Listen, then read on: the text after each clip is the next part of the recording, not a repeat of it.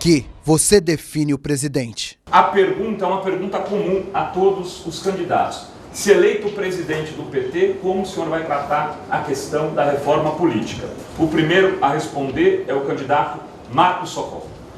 Se eleito presidente do PT, então, proporei ao diretório que, expressando o resultado que essa votação significará, o PT pare de jogar o jogo da Comissão Vacareza. Isso é um jogo jogado, cujo resultado a gente já conhece.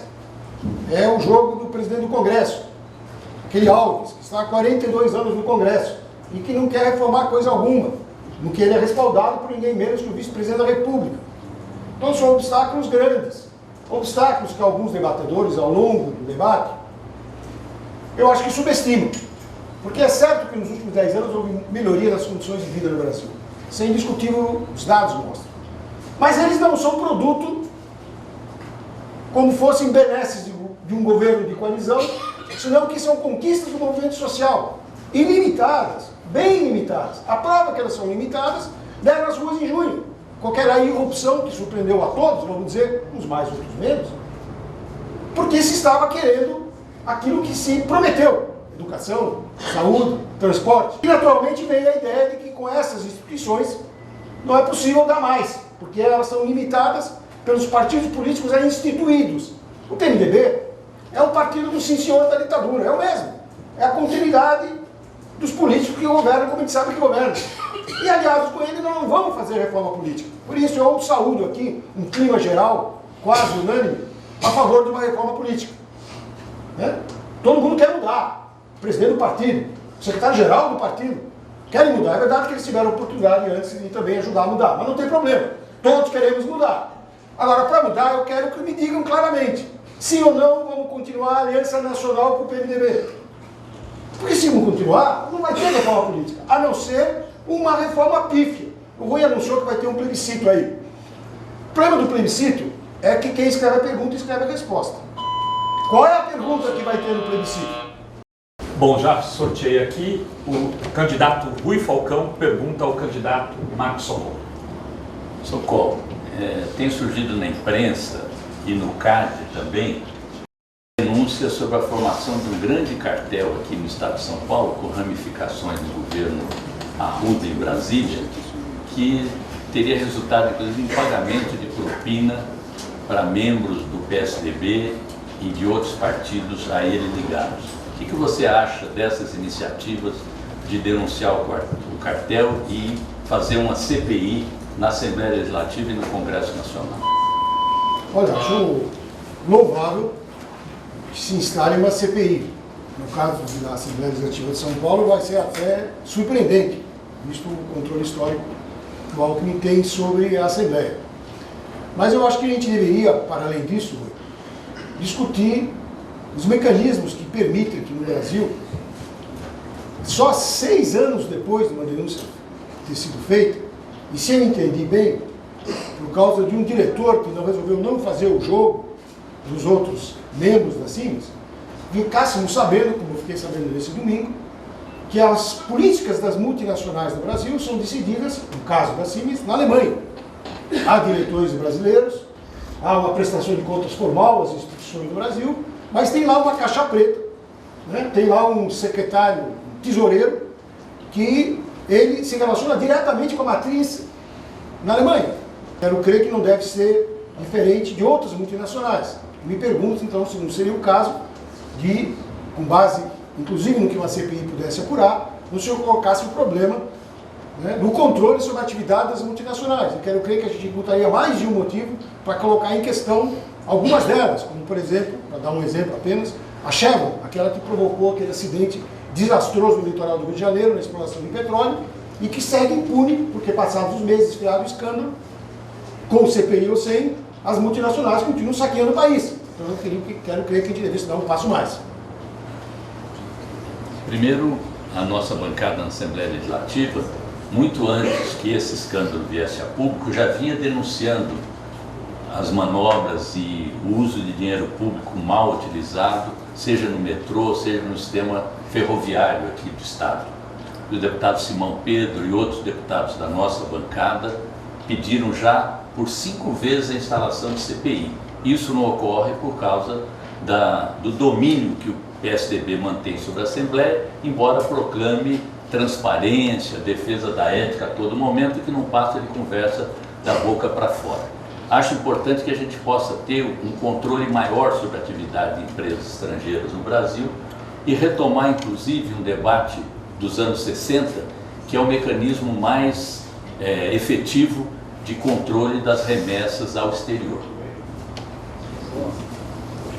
Bom, eu me felicito com a proposta do que o Rui introduz no debate, né, de bloquear, é disso que se trata, a remessa de lucro das multinacionais. Que ainda não é a expropriação dela. Falo isso para ninguém suspeitar de intenções de socorro, não é verdade? Aqui, na verdade, se trata de que obrigá-las a reinvestir no Brasil. E aquelas, naturalmente, que não se dispuserem a tanto, como aconteceu em países vizinhos muito recentemente, vão ser convidadas a se retirar dos negócios no Brasil, que finalmente é o Estado brasileiro quem tem a responsabilidade de controlar e patrocinar. Então, eu acho que esse PL já trouxe uma bandeira nova para o PT. Se algum outro debatedor não está, podemos dizer que vamos já levantar a bandeira da investigação e do controle, para não necessariamente concordar comigo, embora eu defenda, o bloqueio das remessas de lucro das multinacionais no Brasil. Muito obrigado, candidato. Como já observei anteriormente, há um clima geral nesse debate de tem que ter mudança, né? Eu acho muito bem, muito bom. Eu queria te colocar uma pergunta bem redonda. Eu sei da tua opinião sobre o Maranhão. O Renato foi o primeiro que eu tomei conhecimento que questionou a esbórnia que foi feita no PT do Maranhão. Mas eu queria saber o que você pensa em relação à aliança nacional com o PMDB. Se você é a favor ou contra a manutenção da aliança com o Cabral, o Renan e o Sarney, né? Temer, aliança nacional. Bom, Socorro, esse assunto é mais antigo que o Maranhão, porque nós apresentamos no Congresso do Partido uma proposta de, no primeiro turno, fechar a aliança apenas com os partidos do arco de alianças tradicional de caráter democrático popular.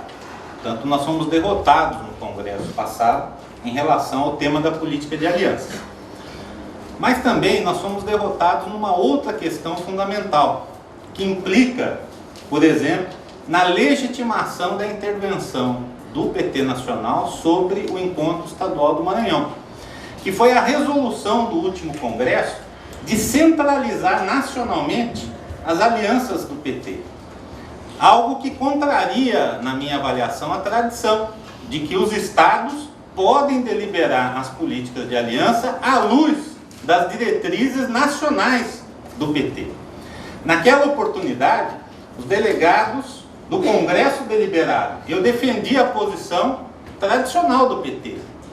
A mensagem ao partido e a CNB defenderam a ideia de centralização das alianças nacionais.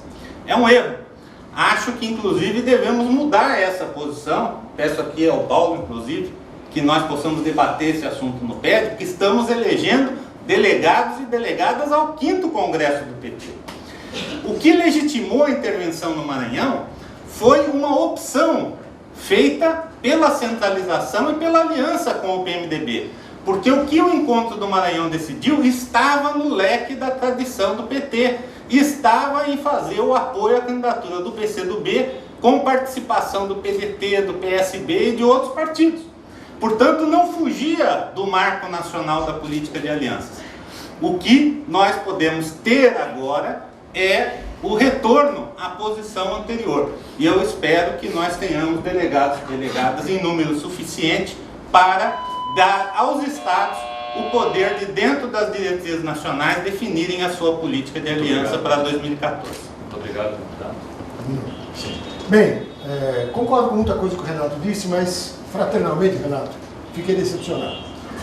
Você, se eu entendi bem, é no primeiro turno. Então é a mesma posição do Walter. Bem, companheiros, o que nós vamos dizer para o pessoal do Maranhão? No primeiro turno não, mas no segundo turno é o Sarney, a Rosiane de novo? Então eu acho que se o debate é bom para a gente ver que há um questionamento da política nacional de aliança com o PMDB, e eu sei que não é fácil, nós não vamos trocar da noite para o dia uma política de aliança construída equivocadamente, mas construída ao longo de 10 anos, mas uma bela vez vamos decidir e do Congresso agora para frente, né, vamos ter uma política de aliança com o PCdoB, que é um partido operário, não apenas de esquerda, porque essa esquerda, tem muita gente que diz que é de esquerda e na hora do vamos ver, não é bem assim.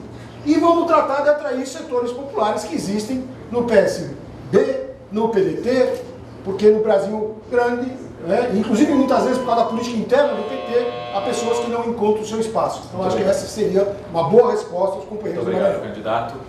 Mais um minuto para o candidato Renato. Eu lamento a decepção do Socorro, mas realmente é a minha posição, que no caso é a mesma do voto, porque nós estávamos inclusive na mesma chapa naquela oportunidade. Nós não podemos, Socorro, jogar a criança com a água suja da bacia no momento fácil de definição de uma política. Nós queremos preservar o nosso projeto nacional. A reeleição da presidenta Dilma é um objetivo do PT, de todos nós que estamos aqui. No primeiro turno, as alianças naturalmente estarão guiadas pelo programa. Se o nosso leque partidário for tão amplo a ponto de rebaixar o nosso programa, esse é um problema que torna a nossa candidatura inodora, insípida e incolor. A nossa candidatura deve ser vermelha e deve ter o sabor de um programa de transformações para o Brasil. No segundo turno, nós vamos receber apoio, inclusive porque a grande alternativa que a direita brasileira tem hoje é a candidatura do retorno àquilo que foi antes do nosso governo, a candidatura do PSDB. Em primeiro lugar, quero dizer que estou satisfeito, num aspecto, muito satisfeito mesmo, com o curso desse debate. Me lembro que no PED passado, eu fazia uma pregação quase no deserto em defesa da Assembleia Constituinte. Vejo com satisfação, portanto, que há quase unanimidade dos candidatos a presidente, hoje, sensível não necessariamente aos meus argumentos, mas certamente às vozes das ruas, e isso é positivo, isso é uma qualidade, integra essa bandeira que, na minha opinião, é aquilo que deve ajudar o povo brasileiro a encontrar uma saída para a difícil situação de depois de 10 anos da eleição do PT, né, os verdadeiros problemas do país ainda não foram resolvidos. De outro lado, quero dizer que tem uma preocupação. Vocês sabem, dia 30, agora sexta-feira, infelizmente ninguém tocou no assunto, há uma jornada nacional de mobilização, greve, paralisação, convocada pela CUT e pelas centrais, com apoio dos movimentos. E a questão central para esses companheiros é o PL 4.330, projeto de precarização via terceirização de mão de obra. Muito bem, o autor desse projeto é o deputado Sandro Mabel, do PMDB. E ele encontra guarida no Congresso Nacional e ele está na boca para ser votado porque ele tem o respaldo da cúpula do PMDB. E em relação a essa questão eu saí muito preocupado.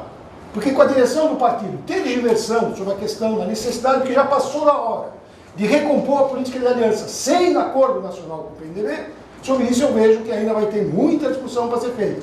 Tem quem não queira fazer, eu me incluo, tem quem queira fazer, aqui foi declarado, e tem aqueles que querem qualificar ou fazer só no primeiro turno, que é uma espécie, me desculpe a franqueza, de auto-engano, porque na essência não muda nada. É no segundo turno que se compõe o governo que vai ter a partir da vitória.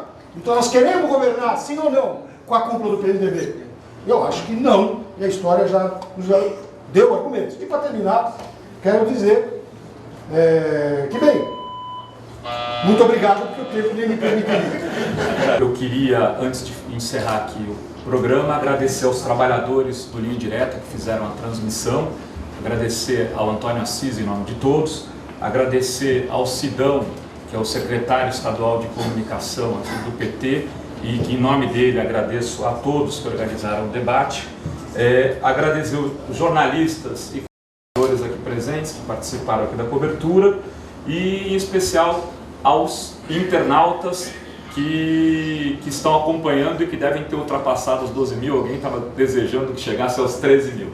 Enfim, muito obrigado a todos e a todas.